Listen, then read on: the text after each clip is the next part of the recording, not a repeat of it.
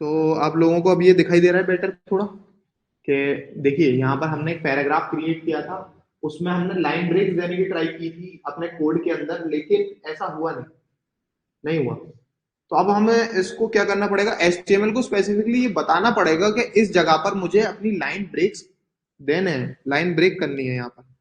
तो हमको उसके लिए एक सिंगल टैग यानी आपको इसको क्लोज करने की जरूरत नहीं है, वो टैग प्रोवाइड करना पड़ेगा, that is your BR, that is break tag.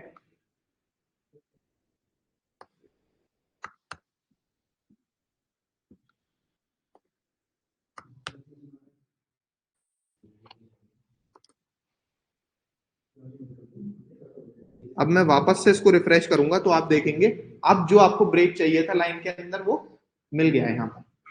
ठीक है, तो अब आपको इसलिए आपको HTML को स्पेसिफिकली खुद से वो नहीं लेगा लाइन ब्रेक या इस तरीके की चीजें, आपको स्पेसिफिकली बताना पड़ेगा कि यहाँ पर मेरा लाइन ब्रेक मुझे चाहिए।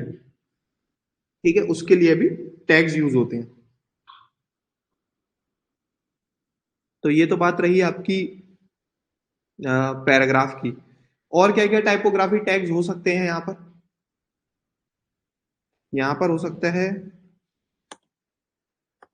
हम बात करते हैं सबसे पहले अनऑर्डर्ड लिस्ट की।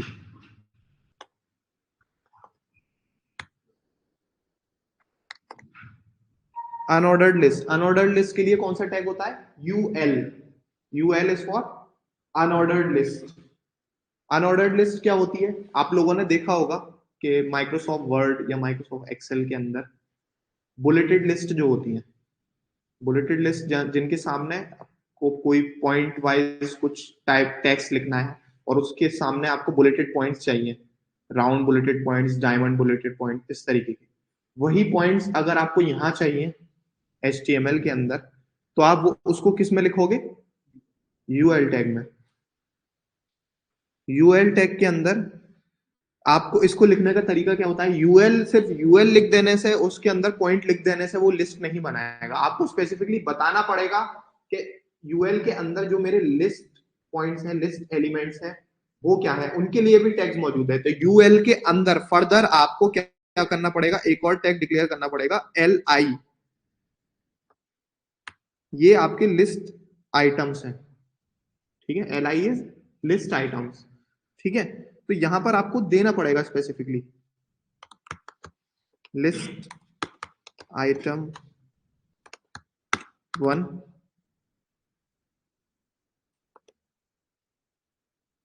इसको ही अगर मैं कॉपी कर लेता हूं और लिस्ट आइटम 2 और लिस्ट आइटम 3 बना देता हूं, तो यहां पर आप देखेंगे रिफ्रेश करने पर एक लिस्ट बन गई है, अनऑर्डर्ड लिस्ट, जिसमें लिस्ट आइटम 1 और लिस्ट आइटम 2 मौजूद है।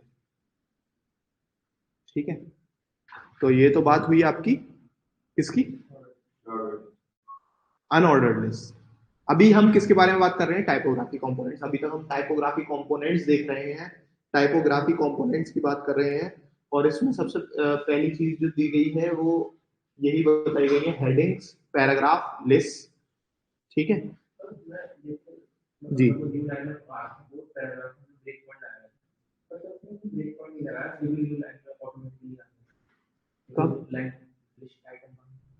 हाँ इसमें जी एग्जैक्टली exactly। तो इसमें देखिए एक चीज ऑब्जर्व करिए आप, कि आपने ब्रेक नहीं लगाया है, ब्रेक नहीं लगाया है, लेकिन फिर भी ये HTML, इसको HTML के पास यहां पर कोई तरीका था पता करने का कि यहां पर लाइन ब्रेक होनी है, क्या कोई तरीका था। HTML किस पर रीड कर रहा है, बेसिकली टैग्स पर। HTML का जो कोर, जो आपका कोर एसेंस है वो क्या है, टैग्स है।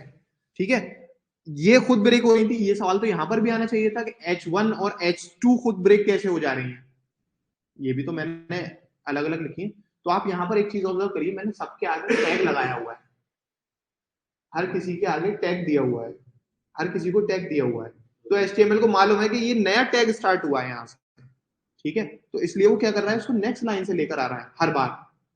सेम केस आप लिस्ट आइटम्स के लिए ऑब्जर्व करिए, यूएल के अंदर लिस्ट आइटम्स में क्या कर रहा हूं, हर बार नई लिस्ट आइटम के अंदर लिख रहा हूं टेक्स्ट। यही सवाल देखिए यहां होता कि मैं लिस्ट आइटम के अंदर मैंने एंटर किया और इसके ही अंदर मैंने कुछ टेक्स्ट लिखा, तो क्या ये ब्रेक करेगा इसको? अब नहीं करेगा ब्रेक। बात समझ में आया?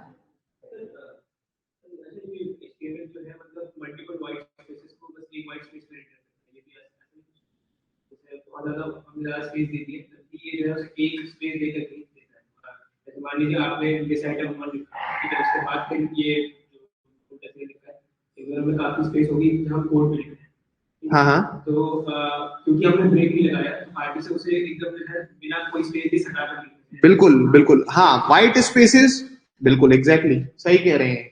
और ये कह रहे हैं कि लाइन ब्रेक तो ये नहीं ले रहा, लेकिन व्हाइट स्पेसेस कैसे ले रहे हैं, बीच में गैप जो है वो कैसे ले रहा है, कैपिटल स्मॉल कैसे ले रहा है। तो ये तो टाइपोग्राफी कंपोनेंट में ठीक है, ये चीज HTML as it is render करेगा जो आपका मौजूद है। लेकिन लाइन ब्रेक्स किस तरीके से लेना है, उसके लिए टैग्स मौजूद है। ठीक है, तो ये काम बिल्कुल सही कह रहे हैं कि व्हाइट स्पेसेस हुए या कैरेक्टर्स हुए, वो सारी चीजें तो जो टाइपोग्राफी कंपोनेंट्स हैं वो रीड करते हैं, लेकिन लाइन ब्रेक्स नहीं करते। ठीक है, लाइन ब्रेक्स के लिए आपको स्पेसिफिकली ब्रेक्स देना पड़ेंगे इसके अंदर। तो अब आपको अगर यहां पर लाइन ब्रेक देना है तो इसको आपको BR लिखना पड़ेगा। तो अब ये ब्रेक हुआ, लिस्ट एलिमेंट लिस्ट आइटम भी बना, ब्रेक भी हुआ। ठीक है, और दूसरे लिस्ट आइटम टैग्स को इसने ऑल्टर भी नहीं किया। होना तो ये चाहिए था कि हो सकता है कि दूसरे आइटम पर चले जाता, लेकिन क्योंकि HTML के स्पेसिफिकली हमने दिया हुआ है लिस्ट आइटम की क्लोजिंग बाद में हुई है, तो ये लिस्ट आइटम के अंदर ही रहेगा डिस्प्ले पूरा का पूरा। ठीक है, तो इसलिए HTML का कोर जो है वो बेसिकली टैग्स पर डिपेंड करता है। आपको टैग्स अच्छी तरीके से पता होना चाहिए कि मैंने कौन सा टैग कहाँ ओपन किया है और कहाँ क्लोज किया है। अगर आप इस चीज में गड़बड़ करेंगे, आपका HTML स्ट्रक्चर खराब होगा और कहीं ना कहीं दिक्कत करेगा। HTML5 जो है वो स्मार्टली वर्क कर रहा है, और प्लस ब्राउजर्स के अंदर भी टेक्नोलॉजी एनहेंस हो चुकी है, तो हो सकता है वो थोड़ी बहुत गलती को आपकी इग्नोर कर जाए और दिखा दे सही। लेकिन अगर आप टैग मैचिंग गलत करोगे तो ये आपके लिए बाद में रिप्रोड्यूस करना कि बग क्या है, किसी वेब पेज के अंदर खराबी क्या हुई है, वो आपके लिए प्रॉब्लमेटिक हो जाएगा आगे चलकर। तो इसलिए हमेशा टैग्स का ध्यान रखिएगा। ठीक है, क्योंकि अभी तो ये तो मैं बहुत बेसिक बता रहा हूँ आपको, बेसिक टैग्स यूज किए हैं, अभी कंफ्यूजन नहीं है। लेकिन जब वेब पेजेस बहुत बड़े हो जाते हैं, बहुत बड़े जैसे ये वेब पेज है, इसमें देखिए आप HTML कोड इतना सारा लिखा हुआ है, आपको टैग्स को रीड करना मुश्किल होता जा रहा है। ठीक है, कि कौन सा टैग कहाँ ओपन हुआ, कौन सा टैग कहाँ क्लोज हुआ, तो इसके लिए आपको ट्रैक रखना बहुत जरूरी है। और यहाँ पर VS कोड एक बहुत अच्छा रोल प्ले करता है कि वो इन टैग्स को ट्रैक रखता है। ठीक है, कि कौन सा टैग कहाँ ओपन हुआ, कौन सा टैग कहाँ क्लोज हुआ। ठीक है, तो इसलिए मैंने आपको रिकमेंड किया था कि ये टेक्स्ट एडिटर यूज कीजिए। वापस आ जाते हैं अपने HTML कोड पर। ठीक है, तो ये तो हुई अनऑर्डर्ड लिस्ट। एक और होती है सिमिलर ही, ऑर्डर्ड लिस्ट। ऑर्डर्ड लिस्ट क्या होती होगी आपके अकॉर्डिंग? ऑर्डर्ड लिस्ट में बेसिकली हम जो भी हमारी लिस्ट है वो एक सर्टेन ऑर्डर के पॉइंट्स होंगे उसके, that is 1 2 3 4, A B C D, Roman number, Roman numericals 1 2 3 4। ठीक है, अब बात करते हैं ऑर्डर्ड लिस्ट की। ऑर्डर्ड लिस्ट भी पेयर टैग है। ऑर्डर्ड लिस्ट की स्टार्टिंग, और जब तक हम इसके अंदर लिस्ट आइटम नहीं लिखेंगे, ऑर्डर लिस्ट में भी कुछ भी रेंडर नहीं होगा। हमें हर लिस्ट को रेंडर करने के लिए उसके लिस्ट आइटम में ही लिखना है जो भी टेक्स्ट लिखना है। बेसिकली टेक्स्ट किसके अंदर जाएगा, लिस्ट आइटम्स के अंदर। मैं सेम लिस्ट आइटम्स यहां लगा देता हूं, देख सकते हैं आप। ठीक है, और अगर मैं इसको रिफ्रेश करूंगा तो अब एक कैसी लिस्ट बन गई है यहाँ पर, ये ऑर्डर्ड लिस्ट है। देखिए इसके बुलेटेड पॉइंट्स कैसे दिख रहे हैं आपको, नंबर्ड है एक सर्टेन ऑर्डर में, 1 2 3 ठीक है, तो ये इसलिए इसका नाम ऑर्डर लिस्ट, और ये क्या है, ऑर्डर लिस्ट टैग इस तरीके से वर्क करता है आपका टाइपोग्राफी कंपोनेंट। ठीक है, इसको फिर ग्लोबल में मतलब एचटीएमएल से ही हम से ग्लोबल में ला सकते हैं इसकी नंबरिंग या सीएसएस। सीएसएस से होता है वो काम। हमको जो डिजाइनिंग काम है, जो इन्होंने बिल्कुल अच्छा सवाल पूछा कि हम इसके अगर बुलेटेड पॉइंट्स को हमें चेंज करना है, सपोज दैट कि ये बुलेट्स हम अभी तो आपको राउंडेड बुलेट्स दिखाई दे रहे हैं या ऑर्डर 1 2 3 दिखाई दे रहा है, अगर हमको इसे ही किसी और ऑर्डर अगर और पॉइंट्स को हमें स्टाइल करना है कि हम डायमंड में ले जाएं या फिर जो हमारे 1 2 3 है इसको रोमन नंबर्स में ले जाएं, तो हमें क्या करना पड़ेगा, तो उसके लिए फिर वहां पर रोल आता है सीएसएस का।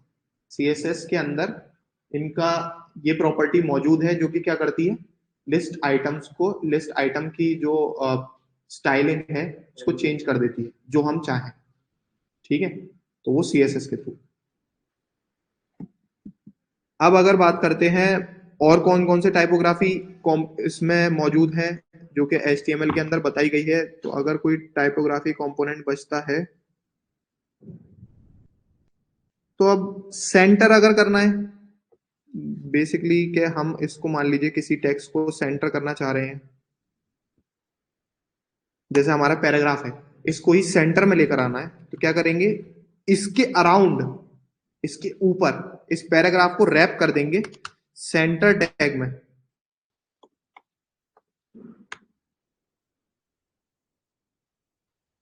ठीक है, सेंटर टैग में इसको रैप कर देंगे, तो ये हमारा जो पैराग्राफ होगा ये किसके अंदर आ जाएगा,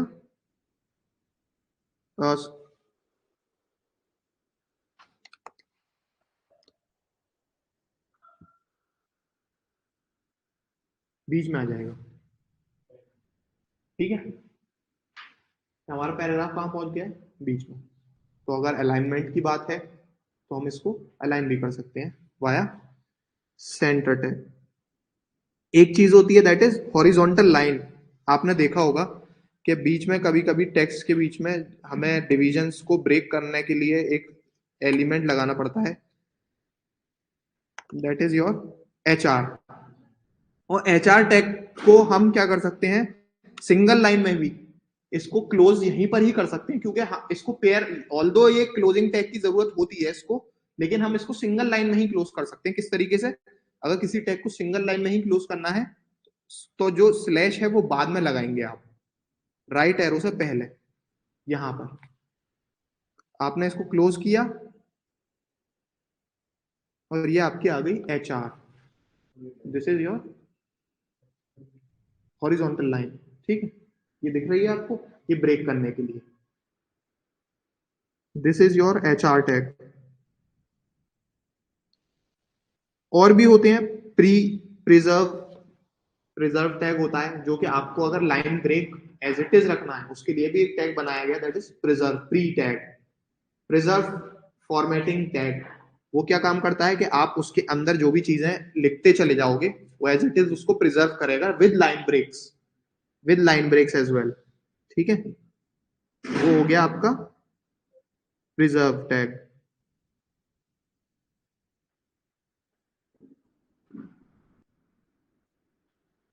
अच्छा, पैराग्राफ को हम और भी तरीके से कर सकते हैं। अगर मैं बात करूं,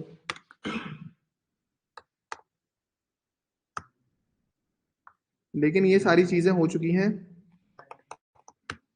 हाँ डेप्रिकेट कर चुकी हैं, तो आपको यहाँ दिखाई दे रहा होगा कि ये रेड होती चली जा रही हैं।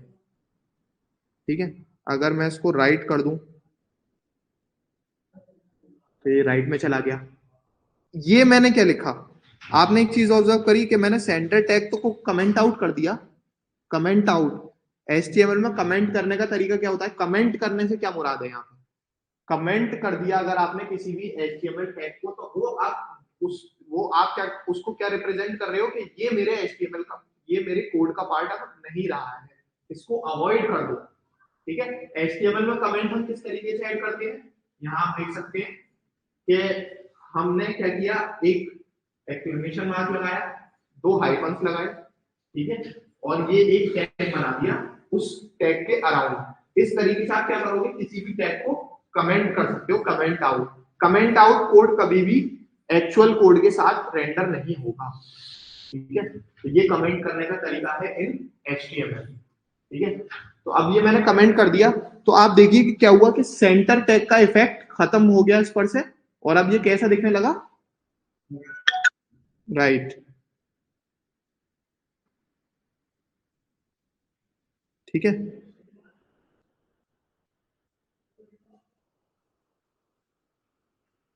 ओके, तो अब हाँ, हम बात कर रहे थे यहां पर, ये मैंने एक जो चीज लिखी, ये क्या था, अलाइन इज इक्वल टू, और कोटेशंस के अंदर मैंने लिखा राइट। ये इस टैग के अंदर लिखा मैंने, देखिए जहां पर मेरा टैग स्टार्ट हो रहा था पी, उसके बाद स्पेस देकर मैंने ये जो मैंने कीवर्ड लिखा, ये अलाइन इक्वल टू कोटेशन के अंदर राइट, ये क्या है, ये एक्चुअल में इसको बोलते क्या है। ये तो ठीक है, ये तो समझ में आ गया कि ये HTML टैग है, लेकिन इसको क्या बोलेंगे, ये जो प्रॉपर्टी मैंने यहाँ लिखी है। नहीं, वो तो ठीक है, वो अलाइन तो मतलब मैं इस ये जो मैंने यहाँ पर ये कीवर्ड लिखकर ये इसके अंदर राइट लिख दिया, ये क्या, इसको क्या कहते हैं, ये है HTML का attribute. This is called HTML attribute, ठीक है। कोई भी HTML, हालांकि ये देखिए HTML5 के अंदर ये सारी चीजें जो हैं हम किसके थ्रू करते हैं, CSS के थ्रू। हम एट्रीब्यूट्स का बहुत ज्यादा यूज ना करके हम सिर्फ बेसिकली जो अब एट्रीब्यूट्स यूज करते हैं वो ज्यादातर कौन से यूज करते हैं, क्लासेस, किसी भी आईडी, क्लासेस, नेम, ठीक है। इस तरीके के टैग्स हम ज्यादा यूज करते हैं, HTML एट्रीब्यूट ज्यादा यूज करते हैं बामुकाबले किसके, बामुकाबले ये स्टाइलिंग वाले एट्रीब्यूट्स जो है हम कम यूज करते जा रहे हैं, क्योंकि हम ये ज्यादातर कोड ये लिखना किससे पसंद करते हैं, CSS के थ्रू।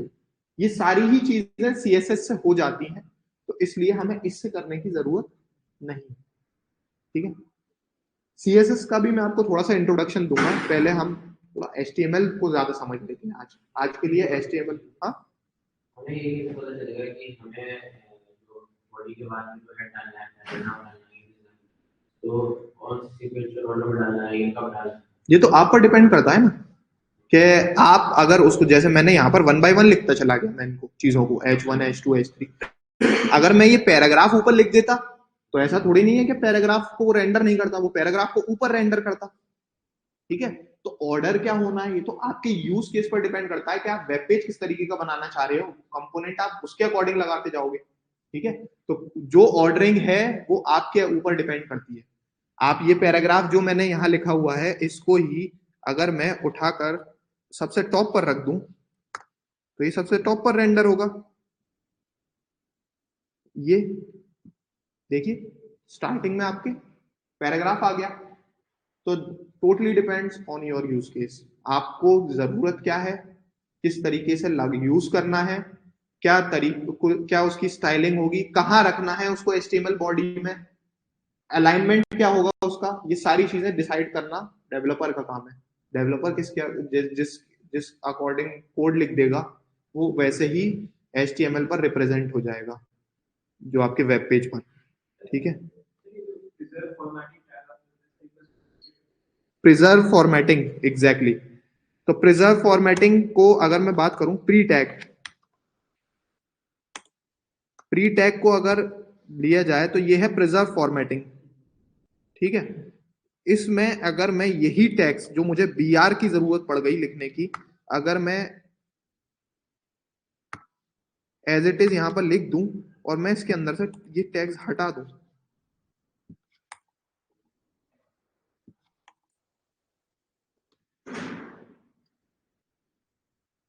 तो यहां पर देखिए क्या हुआ। देखिए एक चीज ऑब्जर्व करिएगा, प्रिजर्व का एक डिफॉल्ट फॉर्मेटिंग है, डिफॉल्ट स्पेसिंग है, ठीक है। और वो क्या कर रहा है, ब्रेक्स को प्रिजर्व कर रहा है, इसीलिए इस टैग को बाद में लाया गया है कि प्रिजर्व फॉर्मेटिंग के लिए यूज किया जाता है। ये आपका लाइन ब्रेक्स लेगा, जैसे लिख दोगे वैसा लिखा रहेगा जी, एग्जैक्टली ये इस टैग की ये खास बात है कि ये एक पर्टिकुलर डिफॉल्ट फॉर्मेट के अकॉर्डिंग लिखा है, ठीक है। प्रिजर्व को जब आप पढ़ेंगे तो वो बताएगा आपको कि ये एक डिफॉल्ट फॉन्ट साइज लेता है, एक डिफॉल्ट टेक्स्ट स्पेसिंग, देखिए आप टेक्स्ट भी देखिए दोनों के अलग है, पैराग्राफ के अलग है। देखिए पैराग्राफ जो है वो किसके अकॉर्डिंग दे रहा है, जो इसका टेक्स्ट बिल्कुल फॉन्ट किसकी सिमिलर है, जो हमारी हेडिंग्स है और बाकी टेक्स्ट है उसके सिमिलर है, स्पेसिंग भी वैसी ही है, लेकिन प्रिजर्व की देखिए स्पेसिंग भी अलग हो गई है। तो इसकी स्टाइलिंग भी सीएसएस से कोई फर्क नहीं पड़ेगा, यहाँ से नहीं, ये प्रिजर्व जो है टोटली किसको प्रिजर्व कर रहा है, यहाँ पे देखिए मैंने इसको यहाँ रखा हुआ है स्पेस पे,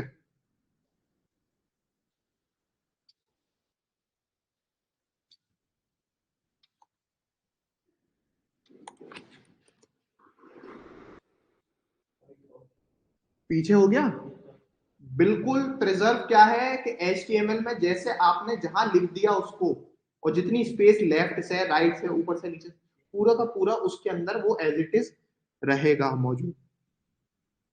और एक चीज ये देखिए फॉन्ट ये वाला ले रहा है जो कि मैंने एडिटर में इसको फिल आउट किया है, इसलिए इसने ये तक प्रिजर्व किया हुआ है, इसलिए इसका नाम दिया गया प्रिजर्व फॉर्मेटिंग।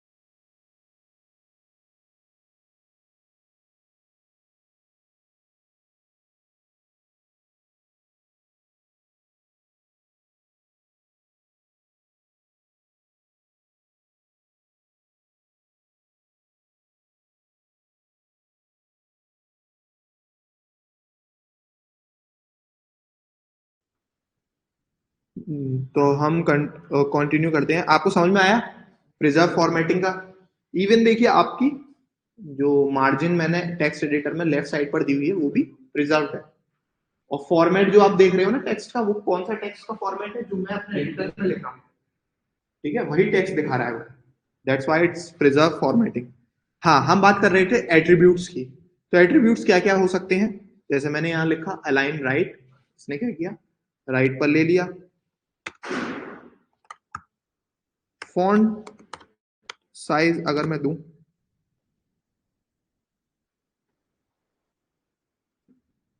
सॉरी इसमें सिर्फ होता है साइज,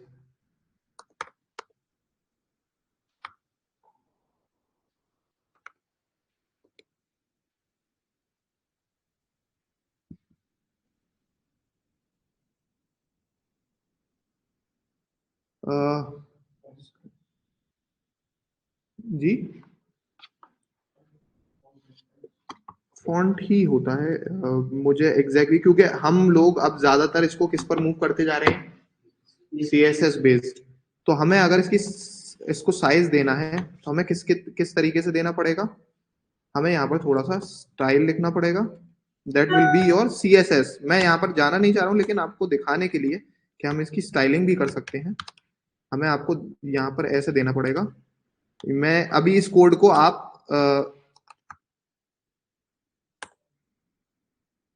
ठीक है,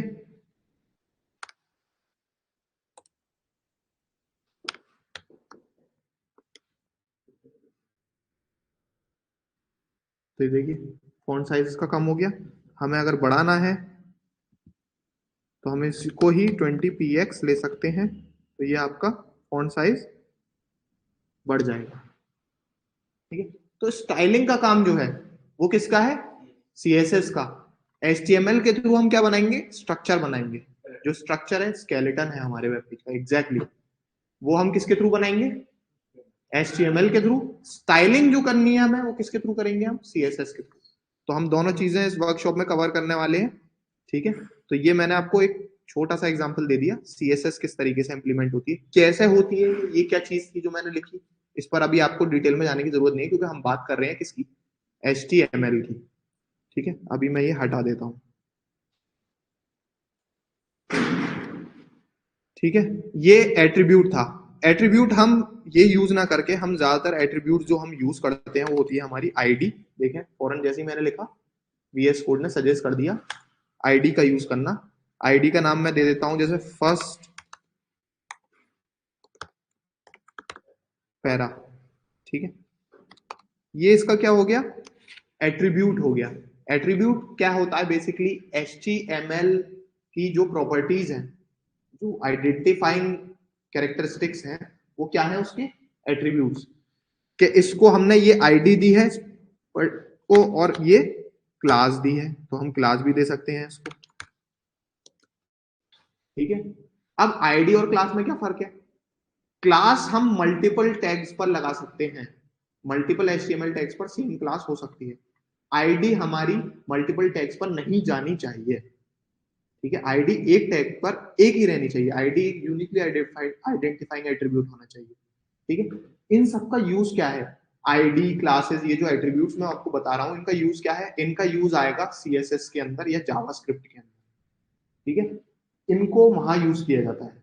तो एट्रीब्यूट्स का समझना आपको HTML में इसलिए जरूरी है क्योंकि लिखा कैसे जाता है, इसको ऐसे लिखते हैं कि कोई भी जो भी आप टैग लिख रहे हो उसके स्पेस देकर एट्रीब्यूट का नाम इक्वल टू कोटेशन के अंदर जो एट्रीब्यूट को आपको वैल्यू देनी है, वो वैल्यू आप कोटेशंस में पास कर सकते हैं। तो ये आपकी आईडी हो गई इस पैराग्राफ की, और ये इस पैराग्राफ की क्लास हो गई जी। क्लास मैंने आपको बताया कि क्लास जो होती है, अगर किसी, ये आइडेंटिफायर्स हैं बेसिकली। आइडेंटिफायर्स का मतलब कि जब भी आप CSS का कोड लिखोगे और आपको उस CSS को ये बताना है कि हमें ये जो CSS है वो इस पैराग्राफ पर लगानी है, इस पर्टिकुलर पैराग्राफ पर लगानी है, तो आप इसको एज अ सेलेक्टर यूज करोगे कहां पर, CSS में अपने, ठीक है, इस आईडी को या इस क्लास को। क्लास हम मल्टीपल पर लगा सकते हैं, तो उससे आसानी क्या होगी, एक बार CSS लिखी हमने, मल्टीपल पैराग्राफ्स पर लग जाएगी एक साथ, ठीक है। तो क्लास जो है, ओके, सो हम अभी के लिए ये सेशन बंद कर रहे हैं। रीजॉइन कीजिए 12 पर, वापस से सब लोग रीजॉइन करेंगे। हम एक नई लिंक क्रिएट कर रहे हैं, उस पर रीजॉइन करेंगे, ठीक है। मैं इस सेशन को क्लोज कर रहा हूं।